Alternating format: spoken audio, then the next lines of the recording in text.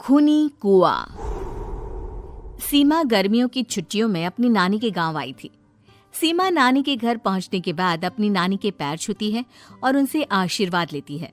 तभी उसकी नानी उससे कहती है, इतनी बड़ी हो गई मेरी सीमा, चल जल्दी से हाथ मुंह धो ले, मैं तेरे लिए खाना लगा देती हूँ।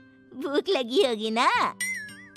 हाँ नानी, भूख तो लग रही है मुझे, आपके हाथ के बने हुए पीले दाल और चावल खाने की। कितना टाइम हो गया है मुझे आपके हाथ का बना हुआ दाल चावल खाए हुए। तू तो नौकरी में व्यस्त थी, तो तुझे कहाँ से टाइम मिलेगा अपनी नानी के लिए? और जब इतने टाइम बाद आई है तो ज्यादा टाइम के लिए रुक कर जाएगी तू। हाँ नानी, इस बार पूरे 2 महीने के लिए आई हूँ। सीमा की नानी अंदर जाकर उसके लिए खाना बनाने लगती है। सीमा कमरे में अकेली होती है, तभी उसे किसी औरत के रोने की आवाज सुनाई देती है। वो कभी खिड़की से बाहर झांकती है तो कभी दरवाजे से बाहर झांकती है। उसे समझ में नहीं आ रहा होता है कि आखिर रो कौन रहा है। तभी नानी खाना लेकर आ जाती है। वो अपनी नानी से कहती है, नानी, कोई औरत रो रही है क्या? मैं जब से यहाँ आई हूँ तब से मुझे यहाँ किसी औरत की रोने की आवाज आ रही है। हे भगवान, कहीं ये वही तो नहीं? बोलो ना नानी। अरे कोई नहीं रो रहा, ये तेरे मन का वहम है। और तू ना अब खाना खा ले, ज्यादा यहाँ वहाँ की बातों में ध्यान मत दिया कर। जल्दी से खाना खा और फिर मेरे साथ आ जा मेरे कमरे में, दोनों बैठकर खूब सारी बातें करेंगे। ऐसे ही अगले दिन सीमा अपनी नानी के साथ गांव के बाजार जा रही होती है। उसी रास्ते में फिर से किसी औरत के रोने की आवाज आती है। वो अपनी नानी से कहती है, अरे नानी, क्या सच में तुम्हें अभी भी किसी औरत की रोने की आवाज नहीं सुनाई दे रही? मुझे किसी औरत की बहुत बुरी तरीके से रोने और चीखने की आवाजें आ रही है। मैं बहुत परेशान हूँ नानी, आखिर ये कौन है? मुझे लगता है कि सीमा को शहर भेज देना चाहिए, यहाँ रहना उसके लिए ठीक नहीं। नानी बोलो ना, आप चुप क्यों हो जाती हो? सीमा, तू घर चल, मुझे तुझसे बहुत जरूरी बात करनी है। नानी सीमा को घर ले आती है और सीमा से कहती है, सीमा, कल सुबह तू शहर वापस चली जाएगी। अरे अचानक? आखिर क्या बात है नानी, आप मुझे ऐसे जाने को क्यों कह रही हो? मैं बस जो कह रही हूँ उस पर ध्यान दे। तू कल सुबह यहाँ से चली जाएगी, और ये बात मैं कोई मजाक में नहीं बोल रही। तू कल जाएगी तो मतलब जाएगी। अरे नानी, चली जाऊंगी मैं, ठीक है, पर आखिर बात क्या है ये तो बता दो। मम्मी से कोई बात हुई है या फिर मुझसे कोई गलती हुई है जो तुम मुझे अचानक से जाने के लिए बोल रही हो? देख सीमा, रात बहुत हो चुकी है और मुझे इस बारे में कोई बात नहीं करनी। चल, अब चल के मेरे साथ सो जा। सुबह की बस पकड़कर तुझे शहर भी तो जाना है। सीमा को अपनी नानी का ऐसा व्यवहार देखकर बहुत ही अजीब लगता है। उसे कुछ समझ में नहीं आ रहा होता है कि आखिर उसकी नानी उसे अचानक से गांव छोड़कर जाने के लिए क्यों कह रही है। ये सारी बातें सोचते सोचते सीमा की आंख लग जाती है और वो अपनी नानी के साथ सो जाती है। ऐसी ही आधी रात को सीमा को फिर से किसी औरत की रोने की आवाज सुनाई देती है।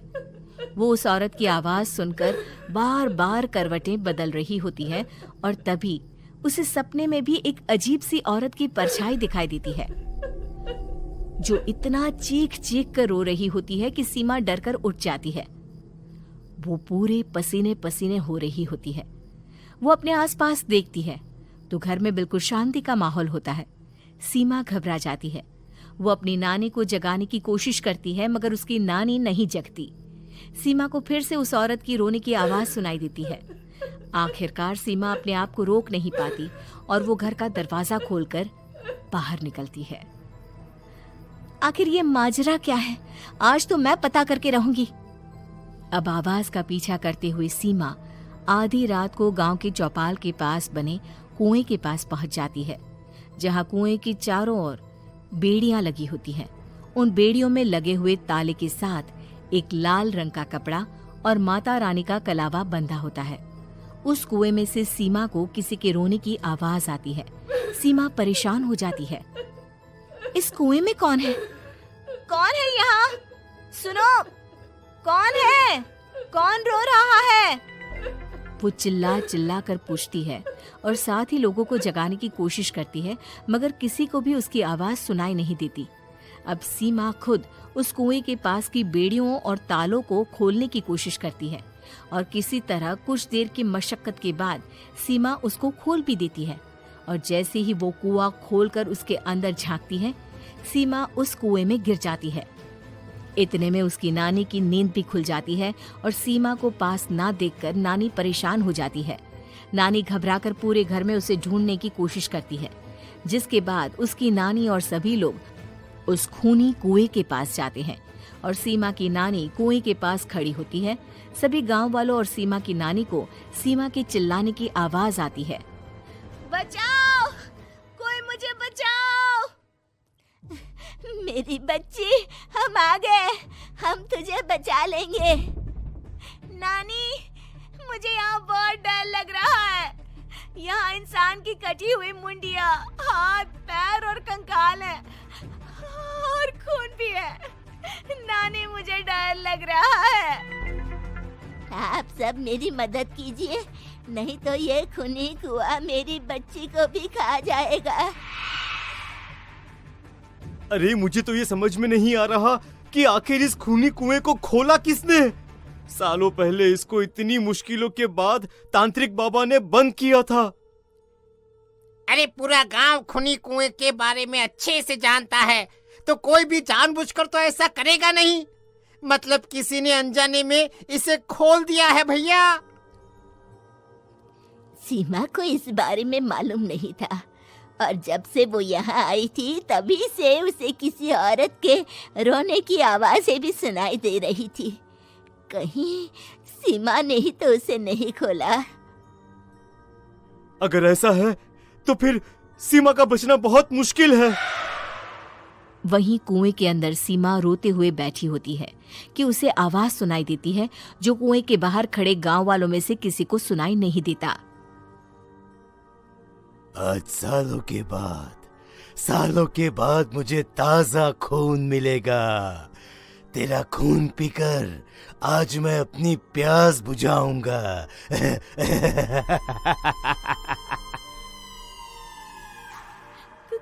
कौन है?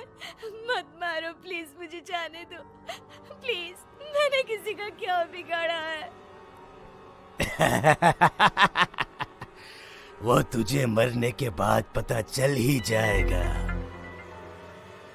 जितने में गांव वाले और सीमा की नानी कुछ सोच पाते, उतने में उन्हें सीमा के चिल्लाने की आवाज आती है और अगले ही पल सब शांत हो जाता है।